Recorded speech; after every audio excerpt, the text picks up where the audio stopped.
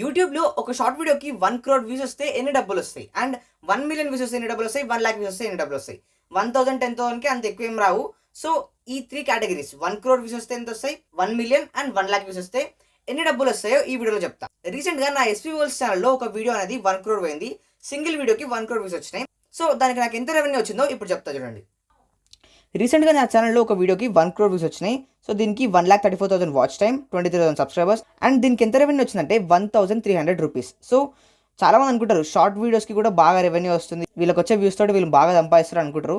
But 1 crore views ఉన్న వీడియోకి just 1,300 rupees మాత్రమే వచ్చినాయి. ఈ రెవెన్యూ అనేది ఆల్రెడీ టెన్షన్ వీడియోకి వచ్చింది. సో ఇప్పుడు ఒక 1 million వ్యూస్ వచ్చిన వీడియోకి ఎంత రెవెన్యూ వస్తుందో చూద్దాం. రీసెంట్గా నేను రోడ్డు పైన ఎల్లో కలర్ లైన్స్ ఎందుకు ఉంటాయి అనే వీడియోని ఎస్వీ వర్ల్డ్స్లో అప్లోడ్ చేశాను. 1 million కన్నా ఎక్కువ వ్యూస్ వచ్చిన వీడియోస్ ఉన్నాయి, బట్ ఎగ్జాక్ట్గా 1 million వ్యూస్ వచ్చిన వీడియో ఇది. అయితే దీనికి 12,000 watch hour, 1.2K subscribers and 125 rupees వచ్చినాయి. ఇదే వ్యూస్ అనేవి ఒక లాంగ్ వీడియోకి వస్తే $500 నుంచి $1,000 మధ్యలో ఎంతైనా రావచ్చు. సో అంత పొటెన్షియల్ ఉంటుంది లాంగ్ వీడియోకి షార్ట్ వీడియోకి కంపేర్ చేసుకుంటే. అందుకే మీరు ఎక్కువ డబ్బుల కోసం యూట్యూబ్కి వస్తే లాంగ్ వీడియో మీద ఫోకస్ చేయండి. లేదు మేము కొంచెం స్పీడ్గా సక్సెస్ అవ్వాలనుకుంటున్నాం అనే వాళ్ళైతే షార్ట్స్లో కూడా ఎంటర్ అవ్వచ్చు. సో ఒక 1 million వ్యూస్ వచ్చిన వీడియోకి 125 రూపీస్ వస్తాయి. ఇందాక 1 million వ్యూస్కి 125 రూపీస్ వస్తే మరి 1 lakh వ్యూస్కి ఎంత వస్తాయి అనుకుంటున్నారు? నేను చూపిస్తాను చూడండి. మన ఛానల్లో 1 lakh వ్యూస్కి 8 రూపీస్ వచ్చినాయి. అంటే ఒక షార్ట్ వీడియోకి 2 lakh వ్యూస్ వస్తే దానికి 16 రూపీస్ వస్తాయి. బట్ ఒక లాంగ్ వీడియోకి 2 lakh వ్యూస్ వస్తే ఎంత వస్తాయో చూపిస్తాయి చూడండి. మన ఛానల్ని రెగ్యులర్గా ఫాలో అయ్యే వాళ్ళకి ఈ వీడియో గురించి తెలిసే ఉంటుంది. నార్త్ కొరియా నుండి ఎలా ఎస్కేప్ అవ్వాలి అనే ఒక లాంగ్ వీడియో చేశాను నేను. అయితే ఆ లాంగ్ వీడియోకి 2,46,000.1K వ్యూస్ వచ్చినాయి.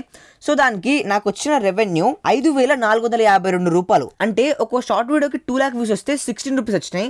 అదే ఒక లాంగ్ వీడియోకి 2 lakh వస్తే 5,452 రూపీస్ వచ్చినాయి. ఎంత డిఫరెన్స్ ఉందో చూడండి ఈ రెండు వీడియోస్ మధ్యలో. అలా లాంగ్ వీడియోస్లో మనకి రెవెన్యూ ఎక్కువ వస్తుంది, షార్ట్ వీడియోస్లో తక్కువ వస్తుంది. లాంగ్ వీడియోస్లో కూడా 8 minutes కన్నా ఎక్కువ లెంత్ ఉన్న వీడియోస్కే రెవెన్యూ ఎక్కువ వస్తుంది.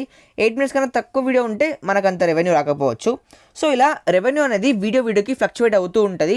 ఆ వీడియో టాపిక్ని బట్టి అండ్ అది షార్ట్ లాంగ్ బట్టి కూడా చేంజ్ అవుతూ ఉంటుంది. సో ఇప్పుడు ఫైనల్ కంక్లూజన్కి వద్దాం. ఇలా 1 crore వ్యూస్ వచ్చిన వాటికి 1,000 కన్నా ప్లస్ డబ్బులు వస్తాయి. ఇంకా 1 million 1 lakh వాటికి అయితే చాలా తక్కువ డబ్బులు వస్తాయి. షార్ట్స్లో మనకి రెవెన్యూ అనేది చాలా తక్కువ ఉంటుంది.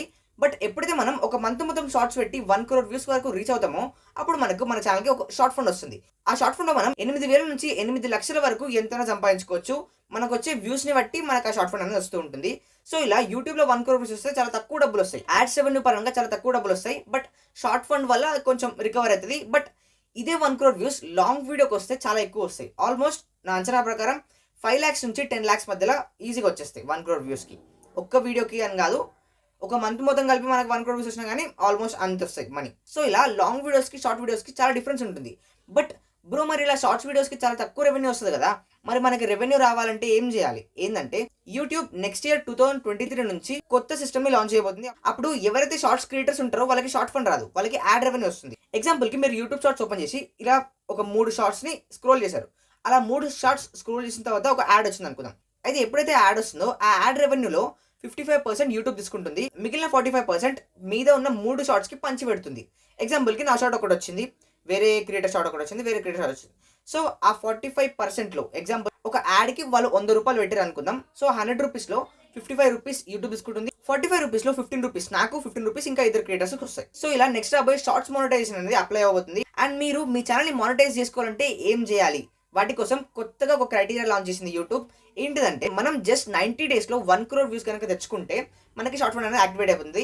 ఎగ్జాంపుల్కి ఈ వీడియోలో చూపించినట్టు నాకు ఒక వీడియోకి 1 crore వ్యూస్ వచ్చింది కదా, అలా మీ వీడియోస్ అన్నీ కలిపి 1 crore వ్యూస్ వస్తే మీ మానిటైజేషన్ అనేది యాక్టివేట్ అయిపోతుంది.